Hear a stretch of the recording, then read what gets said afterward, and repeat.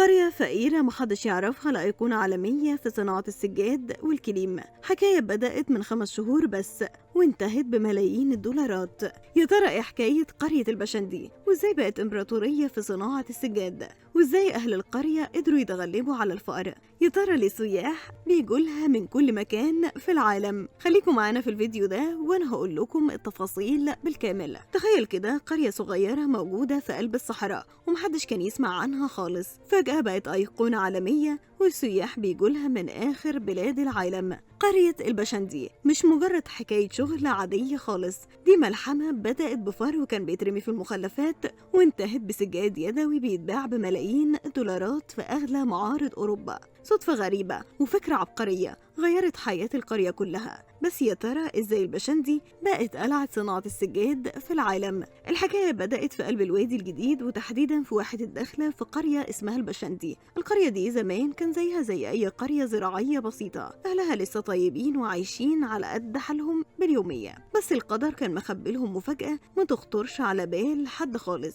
الحكاية بدأت سنة 1979 لما القرية فقدت واحد من أهلها وما كانوش لاقيين تمن الكفن. وقتها اتفقوا إنهم يلموا من كل بيت 5 قروش، ومن هنا بدأت حكايتهم. بعد ما اشتروا الكفن اتبقى معاهم شوية فلوس، قالوا ليه ما نعملش مشروع ينفع البلد كلها. قرية البشندي كانت مشهورة بتربية الخرفان والغنم، وكانت بترمي كميات كبيرة من الصوف بتاع الخرفان اللي بتطلع بعد الأضاحي أو قص الغنم في الزبالة. واحد من أهالي القرية قعد يفكر ويقول ليه الحاجة دي تترمي؟ ده ممكن يبقى ذهب. ومن هنا قرروا يحولوا الصوف الخام لخيوط وبدأوا يجربوا ينسجوا منه سجاد صغير يدوي. الموضوع في البداية كان مجرد تجربة بسيطة في البيت، والسجاد صحيح كان شكله بدائي مش زي الجاهز بس جودته حديد. ولما الناس شافوه في السوق المحلي انبهروا بيه وبقى يقولوا ده أنضف من الجاهز. ومن اللحظة دي الحكاية بدأت تاخد منحنى تاني خالص.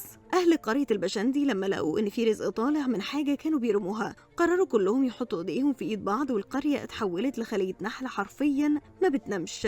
الستات في البيوت مسكوا النول وبدأوا يتعلموا إزاي ينسجوا، والشباب بقوا مسؤولين عن توفير الخامات وتلوين الصوف بالألوان. بس مش أي ألوان، دي ألوان طبيعية ثابتة ما بتغيرش لونها خالص.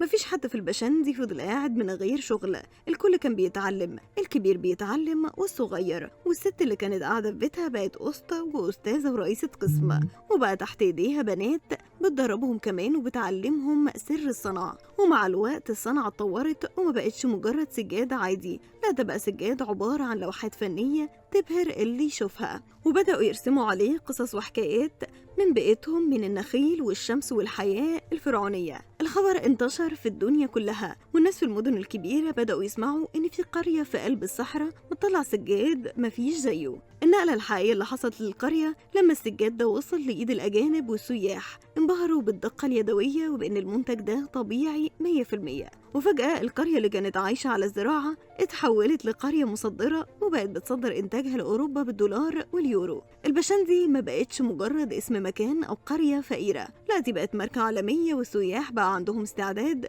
يمشوا مسافات كبيرة عشان يروحوا لبشندي مخصوص ويشوفوا السجادة وهي بتتصنع قدام عينيهم ويشتروها بآلاف الدولارات، وهم فرحانين لأنهم عارفين إنهم واخدين حتة من روح مصر. الجميل بقى في الموضوع روح الجماعة اللي عندهم.